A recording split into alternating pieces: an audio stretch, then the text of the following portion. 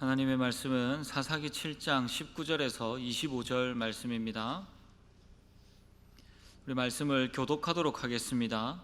기드온과 그와 함께 한 100명이 이경초의 진영 근처에 이른즉 바로 파수꾼들을 교대한 때라. 그들이 나팔을 불며 손에 가졌던 항아리를 부수니라.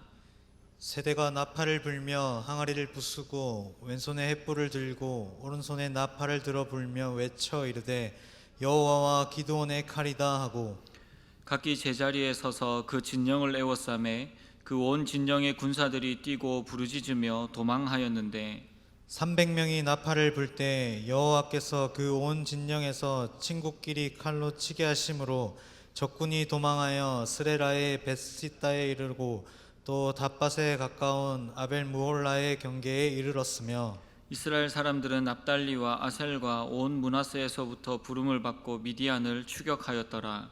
기드온이 사자들을 보내서 에브라임 온 산지로 두루 다니게 하여 이르기를 내려와서 미디안을 치고 그들을 앞질러 벳바라와 요단강에 이르는 수로를 점령하라 하매 이에 에브라임 사람들이 다 모여 벳바라와 요단강에 이르는 수로를 점령하고 함께 읽겠습니다. 또 미디안의 두 방백 오렙과 스웹을 사로잡아 오렙은 오렙 바위에서 죽이고 스웹은 스웹 포도주 틀에서 죽이고 미디안을 추격하였고 오렙과 스웹의 머리를 요단강 건너편에서 기드온에게 가져왔더라. 아멘. 네, 기드온과 이 300명의 군사들이 이제 이 미디안 그 연합군과 이제 전쟁을 벌이기 시작합니다. 하나님은 300명을 뽑은 그날에 이제 그날 밤에 이 기드온에게 명령하셔서 미디안 진영으로 내려가라라고 그렇게 명령을 하시죠. 기드온과 그의 부하들은 수많은 미디안 군대들이 그 자리에 진을 치고 있음을 목격하게 됩니다. 그렇게 그곳을 염탐하고 있던 도중에 참 신기한 이야기를 듣게 되죠. 사사기 7장 13절에서 14절 말씀해 보시면 기드온이 그곳에 이른즉 어떤 사람이 그의 친구에게 꿈을 말하여 이르기를 보라, 내가 한 꿈을 꾸었는데 꿈에 보리떡 한 덩어리가 미디안 진영으로 굴러 들어와 한 장막에 이르러 그것을 쳐서 무너뜨려 위쪽으로 엎으니 그 장막이 쓰러지더라. 그의 친구가 대답하여 이르되 이는 다른 것이 아니라 이스라엘 사람 요하스의 아들 기드온의 칼이라. 하나님이 미디안과 그 모든 진영을 그의 손에 넘겨주셨느니라 하더라. 여러분, 이게 사실 적진에서 이야기할 말은 아니죠. 자기들 망한다, 그 전쟁에서 진다라는 그러한 이야기인데 그런데 신기하게도 그 적진에 들려오는 소리들이 그러한 이야기들을 하고 있었다라는 것이죠.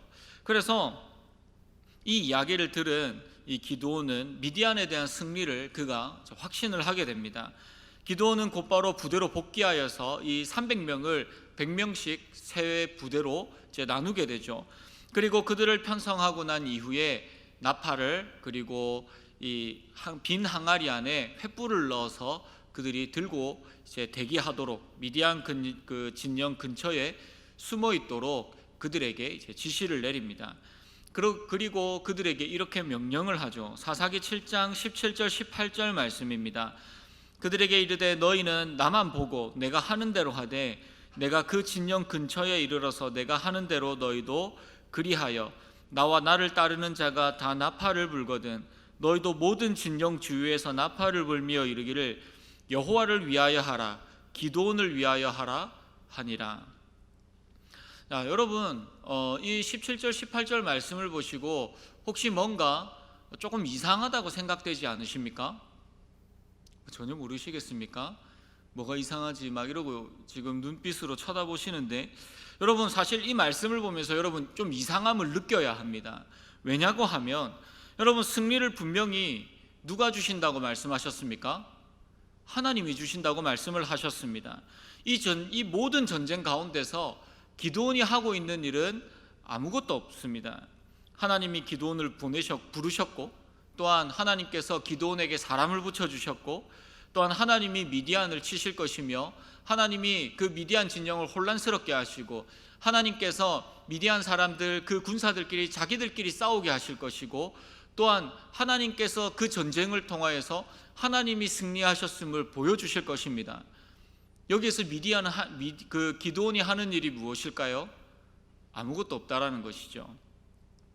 하나님께서 300명을 뽑으실 때에 분명히 말씀하셨던 것처럼 하나님은 이 전쟁의 승리를 통하여서 이 승리가 하나님이 주셨음을 기드온과 온 이스라엘 백성들에게 알리게 하시겠다라고 그렇게 말씀하셨습니다. 그런데 여러분, 기드온은 병사들에게 뭐라고 외치게 하고 있습니까? 여호와를 위하라. 그리고 또 누구를 위하라고요? 기드온을 위하라. 자신의 이름을 하나님 옆에 교묘하게 끼워 놓고 있는 이 기드온의 모습을 볼 수가 있죠. 하나님은 기드온에게 다른 것을 원하지 않으십니다. 기드온이 뛰어난 방법을 가지고 와서 하나님과 대화하고 그리고 열심히 노력하고 이것을 하나님께서 원하시지 않으셨다는 거죠. 하나님은 그에게 하나님만 의지하고 하나님만 바라보라, 그것을 원하고 계십니다. 다른 것들을 이야기하지 않으신다는 것이죠. 기드온에게 다른 것들을 시키지 않으십니다. 그것은 기드온뿐만이 아니라 이스라엘에게도 마찬가지입니다. 다른 것들을 의지하지 말고 이 전쟁을 통하여서 오로지 누구만 바라보아야 합니까? 하나님만 바라보아야 합니다. 하나님은 하나님만을 바라보게 하는 참 순종과 참 믿음을 그에게 원하고 계십니다. 하나님 앞에 순종함으로 그 영광을 기드온이 누렸습니다. 앞선 그 타작마장에서 또한 그 하나님의 명령에 따라서 그 바알의 제단을 부쉈던 그 모든 일들을 통하여서 하나님이 하셨지만 하나님은 그 영광을 기드온에게도 함께 누리게 하셨다는 것이죠. 그런데 그리고 앞으로 기드온에게 순종하는 기드온에게 그 미디안과의 전쟁 가운데서 일어나는 그 수많은 영광을 또다시 누리게 하실 것입니다. 그런데 기드온은 여호와를 향한 그 참믿음을 슬쩍 그리고 조금씩 그 손에서 놓아가고 있는, 하나님을 조금씩 밀어내고 있는 모습을 보여주고 있습니다. 자, 그렇다면 하나님께서 말씀하시고 지금 이 기드온에게 또한 이스라엘 백성들에게 원하시는 참된 믿음이 무엇이냐? 첫 번째 참된 믿음은 하나님만을 높이는 것이 참된 믿음입니다. 여러분, 기드온은 하나님이 주시는 승리를 교묘하게 사람의 영광을 끼워 넣고 있습니다. 자신의 영광을 끼워 넣고 있죠. 여호와의 칼, 그리고 기드온의 칼, 자신의 업적을 은근슬쩍 올리고 있습니다. 오늘 본문 20절 말씀을 보시면 세대가 나팔을 불며 항아리를 부수고 왼손에 횃불을 들고 오른손에 나팔을 들어 불며 외쳐 이르되, 사람들이 어떻게 이야기하고 있죠? 여호와와 기드온의 칼이로다, 그렇게 외치고 있다는 거죠. 하나님께서 그 밤에 올라가신 것도, 또한 그 이후에 300명이 나팔을 불고 항아리를 부셨을 때에 미디안 군사들이 자기 진영에서 놀라서 일어나서 자기 같은 옆에 있는 병사들과 막 칼질하면서 싸우는 그 모든 것도 다 하나님이 하셨습니다. 여러분, 여기에서 사사기 저자는 미디안과의 전쟁 그 어디에서도 기드온의 역할, 기드온의 방법, 기드온의 전술 기록하지 않는다는 거죠. 이 모든 일들이 다 하나님이 하셨음을 강조하고 있습니다. 이 전쟁의 주관자는 오로지 하나님이시죠. 그런데 기드온은 이 전쟁에서 하나님께서 베푸시는 그 하나님의 영광에 무엇을 하고 있습니까? 은근슬쩍 숟가락을 올려놓고 있는 것이죠. 여호와를 위한 칼, 그리고 이 기드온을 위한 칼이라고 외치게 함으로써 전쟁의 주권자이시며 이 전쟁의 목적을 사람들이 생각하도록, 그 흐트러뜨리도록, 그 생각을, 그 목적을 오해하게 만들며 다 흐트러버리고 있다는 것입니다. 그렇다면 여러분, 기드온이 이 전쟁을 하면서 자기 이름을 외치도록 한 것에는 어떤 의미가 있을까요? 왜 그렇게 이야기를 했을까요?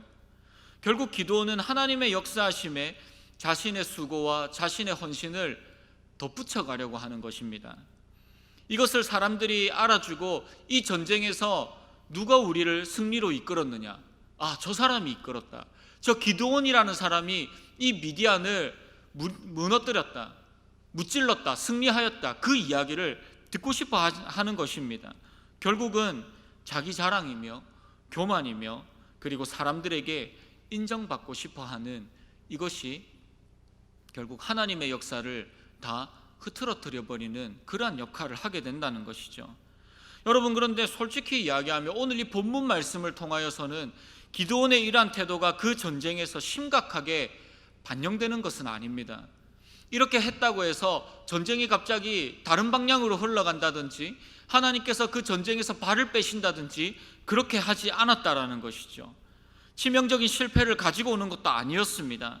어쩌면 거기서 그 이야기를 외쳤던 수많은 사람들조차도 이것이 무엇이 잘못되었는지 전혀 인식하지 못하는 부분일 수 있습니다.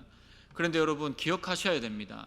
여러분, 이 작은 것 하나가, 이 작은 균열 하나가 댐을 무너뜨린다라는 것이죠. 2018년도에 라오스에서 한 댐이, 이 댐 하나가 무너졌습니다. 갑자기 무너져 내렸죠. 그래서 그 댐이 무너지면서 그 밑에 있는 마을 하나가 통째로 물에 잠기고 사라져버리는 일이 발생하였습니다.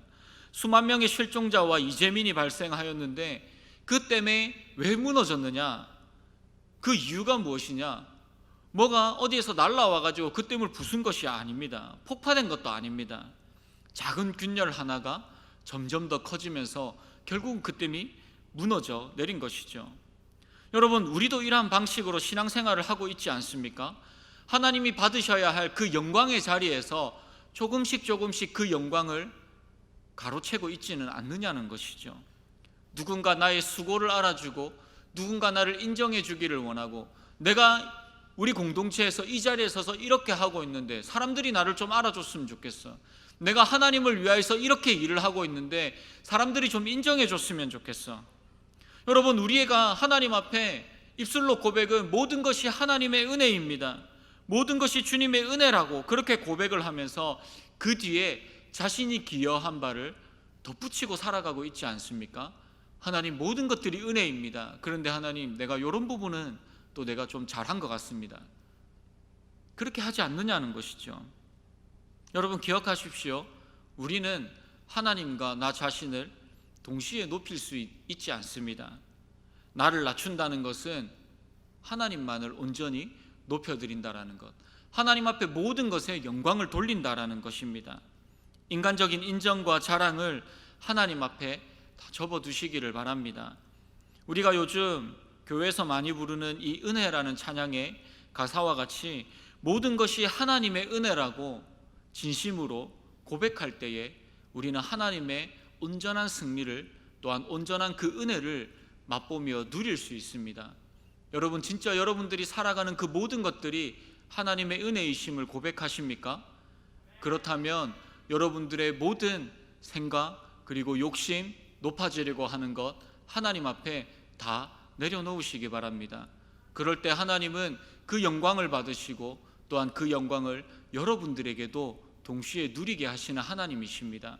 그 하나님의 그 영광과 그 은혜와 그 승리가 여러분들의 것이 되기를, 정말로 그것을 참된 믿음으로 쟁취해 나가는 우리 모든 지체들이 되기를 주님의 이름으로 축복합니다. 자, 두 번째는 참된 믿음이란 무엇이냐? 바로 결과가 아닌 과정을 중요시하는 사람입니다. 여러분, 오늘날 우리는 결과만을 중요시하는 시대를 살아가죠. 뭘 하든지 돈만 잘 벌면 돼, 과정이야 어떻든지 어떻게든 이득을 취하면 되지, 이러한 생각들이 우리 시대에 만연하게 퍼져 있습니다. 그래서 그 과정에 대한 책임을 소홀히 하면서 좋은 결과만, 내가 원하는 것만 얻으면 된다라고 그렇게 생각을 하죠. 그래서 여러분, 시험 칠 때도 어떻습니까? 성적만 잘 나오면 되지, 뭐 컨닝을 하든 말든 성적만 잘 나오면 되지, 어차피 결과가 중요한 거 아니야? 그렇게 생각을 하면서 시험을 치는 자들도 있겠죠. 네, 여러분, 우리의 신앙도 그렇게 생각하면서 살아갈 때가 있다라는 것이죠.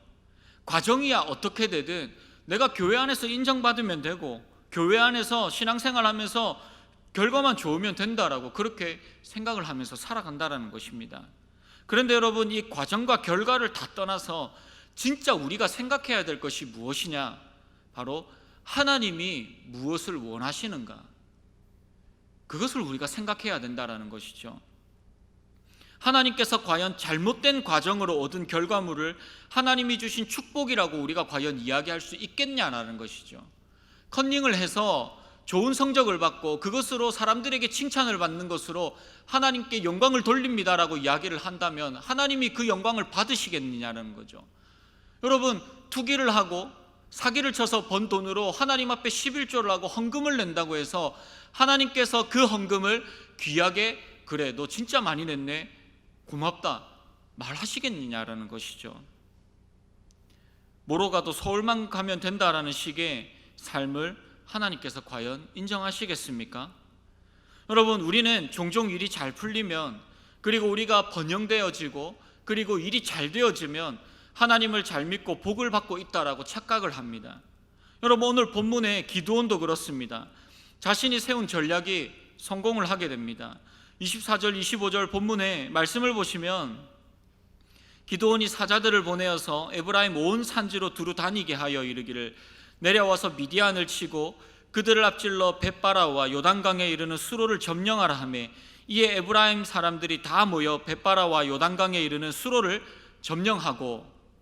자, 여러분 보십시오. 기드온이 사자들을 보내어서 에브라임 산지에 다시 하나님께서 흩어지라고 했던 그 사람들을 다시 불러 모으고 있는 중입니다. 자, 이어서 25절 말씀을 보시면 또 미디안의 두 방백 오렙과 스웹을 사로잡아 오렙은 오렙 바위에서 죽이고 스웹은 스웹 포도줄 틀에서 죽이고 미디안을 추격하였고 오렙과 스웹의 머리를 요단강 건너편에서 기드온에게 가져왔더라. 300명 말고 또 다른 그때 당시에 그 자리에 있었던 많은 사람들 흩어진 그 사람들을 다시 불러와서 미디안을 추격하여서 이 전쟁을 완전히 끝내버린 기드온의 모습, 이 전략을 볼 수가 있다는 거죠. 여러분, 이렇게 기드온이 세운 전략은 성공했습니다. 300명에서 제외된 사람들을 다시 불러서 도망가는 이 미디안 군대를 추격하여서 두 방백을 죽였습니다. 기드온은 하나님의 방법을 무시함으로써 오히려 더 큰 승리를 가져왔다는 것이죠. 고통의 압제 속에서 기드온은 전쟁에서 승리를 했고 완벽한 승리를 가져왔습니다. 사람들은 지금부터 이 기드온을 자신의 그 지도자로서, 대단한 지도자로서 그를 세워나갈 것입니다. 25절에서 이 미디안 방백을 포도주 틀에서 잡아 죽였다라고 이야기를 합니다. 여러분, 여기가 어떠한 곳인지 기억하십니까? 기드온이 미디안 사람들이 너무나도 무서워서 몰래 숨어서 그 포도주 틀에서 닐을 타작하던 곳입니다. 그런데 이곳에서 미디안의 방백들을 죽이고 해방을 맞이하는 역전의 장소가 되어졌다는 것이죠. 그런데 여러분, 이것이 이스라엘의 어떠한 역사 가운데, 삶 가운데서는 역전의 해방의 장소이지만 하나님과의 관계에서는 하나님을 버린 장소가 되었다는 것입니다. 기드온의 전략은 성공했지만 더 이상 이 전쟁 가운데서 여호와 하나님의 전쟁, 여호와 하나님이 함께 하시며 여호와 하나님이 역사하시는 그 전쟁으로서의 특징은 남아있지 않습니다. 이 전쟁을 통하여서 하나님은 기드온과 이스라엘이 전쟁을 주관하시고 승리하시는 분은 오로지 하나님 한 분뿐임을 깨닫기를 원하셨습니다. 그런데 여러분, 이 전쟁에서 남은 것은 무엇입니까? 하나님은 없어지고 기드온만 남아있는 것입니다. 여러분, 하나님의 계획과 하나님의 뜻이 다 어긋나 버렸습니다. 하나님은 어떠한 가운데서도 승리를 허락하시는 하나님이십니다. 기드온이 이렇게 하지 않았어도 하나님은 이미 미디안을 심판하셨고 그리고 그에게 승리를 주겠다고 약속하셨습니다. 또한 미디안 군사들을 통하여서 그 승리의 확정을 기드온에게 또 들려주기도 하셨습니다. 여러분, 과정이 중요합니까? 아니면 결과가 중요합니까? 정답은 없습니다. 그런데 과정도 중요하고 결과도 중요합니다. 여러분, 그런데 하지만 더 중요한 것이 있습니다. 그것은 과정과 결과를 하나님의 뜻대로, 하나님이 원하시는 대로 순종하면서 진행해 나갔느냐, 그것이 우리에게 가장 중요합니다. 과정도 중요합니다. 결과도 중요합니다. 그런데 그 모든 것들이 하나님의 뜻과 하나님의 그 말씀 가운데 이루어지고 있느냐, 그 앞에서 우리는 얼마만큼 순종하고 있느냐, 그것이 중요하다는 것이죠. 여러분, 결과를 위하여서 하나님을 버리는 어리석은 자가 되지 마시기 바랍니다. 주님이 주시는 결과를 위하여서, 주님의 뜻을 따라서 살아갈 준비가 되어 있으십니까? 여러분, 때로는 이 길을 위하여서 바른 길을 걸어가야 하고, 때로는 세상 사람들의 손가락질을 받을 수도 있으며 아무도 가지 않는 길을 가야 함을 우리는 기억해야 합니다. 왜 우리는 그렇게 살아야 합니까? 왜 이 세상에서 우리는 꼭 이렇게 어렵고 힘들게 살아야 합니까? 왜냐하면 하나님께서 그렇게 살아가기를 원하시고 기뻐하시기 때문입니다. 그것이 하나님의 방법이라면 우리는 그 앞에서 순종하며, 때로는 그 길을 돌아가더라도 우리는 그 돌아가는 그 길을 선택해야 한다는 것이죠. 참된 믿음의 소유자는 하나님이 주시는 그 결과를 위하여서 하나님이 원하시는 그 과정을 밟아가는 것입니다. 그러므로 여러분, 결과론에 속지 마시기 바랍니다. 업적에 속지 마십시오. 이러한 결과를 내고 이러한 업적을 만들면 하나님께서 기뻐하시겠지. 아니요, 그렇지 않습니다. 우리는 주님을 위한 방식으로 살아가고 있는지 끊임없이 우리의 삶의 동기와 그 진행을, 그 과정을 항상 점검해야 합니다. 또한 그 결과가 과연 하나님이 원하시는 것인지도 항상 점검하며 살아가야 합니다. 저한테 제가 아는 한 친한 동생이 있는데, 이 친구가 자신의 성공을 위하여서 열심히 노력하면서 살았습니다. 제가 보니까 이 친구가 제가 만난 사람들 중에 손꼽히는 정말로 똑똑한 친구예요. 이 친구가 집안 형편이 어려워서 어쩔 수 없이 부산대 학교를 간 학생입니다. 장학금을 준다고 해서. 여러분, 그렇게 열심히 최선을 다하여서 살았습니다. 그래서 대학을 졸업하고 그 H백화점 있죠? H백화점 서울 본사 재무팀에 이 친구가 들어가게 되었습니다. 여러분, 그곳에서 진급하기 위하여서 얼마나 빡시게 노력했는지 아십니까? 이야기를 들어보니까 새벽에 새벽별을 보고 출근해서 이틀 뒤에 새벽별 보고 다시 퇴근하고 2시간 자고 다시 출근하고, 그것을 몇 년을 했다고 해요. 2, 3일 야근하는 거 그냥 기본적으로 2, 3일 야근은 기본이고, 그리고 다른 회사 재무팀들과 만나서 하는 그 술자리에 가서 열심히 술도 마시고 술도 따라주고, 왜냐하면 그 사람들한테도 잘 보여야지 인사고과가 반영되어지기 때문이죠. 그래서 이 친구가 머리도 똑똑하고 일도 열심히 하고 또한 성격도 좋고 잘하니까 그 회사에서 직급이 다른 사람들에 비해서 빨리 올라가고 많은 사람들에게 인정도 받았습니다. 그런데 여러분, 하나님께서 어느 날 이 친구의 마음 가운데 어떠한 마음을 주셨느냐? 너 사람들에게 인정받는데 나한테는 어떻게 인정받을래? 그 마음을 어느 순간 일을 하는데 탁 주시더라는 거죠. 이 친구가 그 마음을 어느 순간 느끼고 나서 당황하기 시작했습니다. 내가 이렇게 열심히 했는데, 내가 이렇게 열심히 하고 최선을 다하여서 하고, 그리고 열심히 술자리도 참석하고 열심히 사람들 비위 맞추고 잠도 못 자고 이렇게 했는데, 그런데 하나님이 나를 인정해 주시지 않으시면 무슨 의미가 있지? 여러분, 놀랍게도 이 친구가 그 다음 날 사표 쓰고 울산으로 내려가 버렸습니다. 그리고 울산에 있는 또 H중공업에 원서를 넣어서 또 그곳에 합격을 했어요. 그곳에서 다시 교회를 정하고 그리고 교회를 다니기 시작합니다. 열심히 신앙생활을 합니다. 하나님을 붙잡으려고 했고, 하나님과 함께 동행하기 위하여서 그가 할 수 있는 한 최선을 다해서 하나님 앞에 신앙생활을 합니다. 엇나가버린 자신의 삶의 그 과정과 하나님이 기뻐하시지 않는 그 결과를 바로잡기 위하여서 그는 하나님 앞에 엎드려 울며 기도했고 하나님을 붙들고 살아가고자 했습니다. 그리고 다시 하나님과의 관계를 회복하고 그의 인생에 기쁨이 찾아왔다라고 이야기를 하는 것입니다. 그리고 그 교회에서 좋은 자매를 만나서 결혼도 하고, 그러던 순간 어느 순간 서울에 있는 서울 본사 그 별다방 있죠? 거기에서 얘를 잘 보고, 이 친구를 잘 보고 너 우리 회사로 올래? 그렇게 해서 다시 서울로 스카웃돼서 올라갔습니다. 지금은 그곳에서 또 다른 좋은 회사를 들어가서 다니면서 열심히 하나님 앞에 신앙생활을 하고 있습니다. 여러분, 우리에게 중요한 것은 하나님이 주시는 어떠한 기적이나 승리에 대한 확신, 그리고 승리의 기쁨을 누리는 것, 이것이 우선이 아닙니다.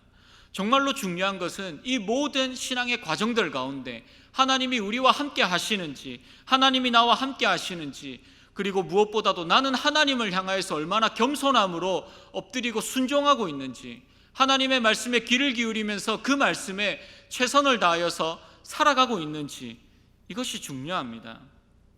하나님이 기드온을 특별한 자격을 보고 부르신 것이 아닌 것처럼 하나님이 저와 여러분들을 부르신 것에는 어떠한 특별한 자격이나 필요한 요소들이 있어서가 아닙니다. 하나님의 주권은 선택이시며 주권적 선택이시며 무엇보다도 저와 여러분들을 아무것도 보지 아니하시고 그저 하나님께서 저와 여러분들을 너무나도 사랑하시기 때문에 우리를 부르셨습니다. 우리는 그 사랑하는 하나님 앞에 우리도 하나님을 그 누구보다도 사랑하며 엎드려 순종하며 하나님의 말씀에 귀를 기울이며 순종함으로 행하는 자가 되어야 합니다. 우리 이러한 하나님의 놀라우신 그 은혜의 삶을, 그 하나님의 은혜를 기억하면서 주님 앞에 감사하며 주님과 함께 동행하는 저와 여러분들이 되기를 주님의 이름으로 소원합니다. 말씀을 정리하겠습니다. 여러분, 우리가 찬양의 가사와 같이 우리가 살아가는 그 모든 것들이 다 하나님의 은혜입니다. 물론 여러분들이 열심히 했죠. 최선을 다하여서 준비했죠. 그래서 그 길을 걸어가고 있을 것입니다. 그런데 그 열심도, 그 환경도, 그 상황도, 또한 여러분들의 그 지혜도, 또한 그 모든 것들을 준비할 수 있는 시간과 그 날도 다 하나님께서 주신 것입니다. 만약 지금 당장 우리의 인생을 이 자리에서 거두어 가신다면 나의 것, 내가 이루었던 그 모든 것들이, 내가 열심히 해서 이루어 놓은 것이라고 생각했던 모든 것들이 다 무용지물이 되겠죠. 참된 믿음은 이 모든 것, 지금 내가 지금까지 살아오고 누린 그 수많은 것들이 다 하나님의 은혜임을, 나의 것은 아무것도 없음을 하나님 앞에 온전히 믿음으로 고백하는 것입니다. 또한 끝까지 그 믿음 안에 거하는 것이죠. 변치 않는 이 믿음의 고백 안에서 견고하게 서 있는지 다시 한번 우리의 그 믿음을, 우리의 그 신앙을, 우리의 그 고백을 다시 한번 확인해 보시기 바랍니다. 주님은 우리를 자격이 있어서 부르신 것이 아닙니다. 예수님의 십자가 위에서 죽으시고 주님께서 부활하심으로 성취하신 모든 의로움과 부르심과 이 모든 것들을 믿게 하심으로 통하여서 지금 우리는 이 자리에 서 있을 수 있는 것입니다. 그러므로 저와 여러분들의 우선순위가 항상 하나님의 은혜, 하나님이시기를 소원합니다. 내가 잘 되어야지, 내가 좋은 직장에 가야지, 내가 좋은 대학에 가야지, 많은 것들을 누려야지 하나님이 영광 받으신다는 그 나 중심의 신앙생활을 이제는 벗어버리고 주님의 뜻에 내 삶의 동기와 과정을 맞추고 살아가는 우리 사랑하는 실로암 베델 모든 지체들이 되기를 주님의 이름으로 축복합니다.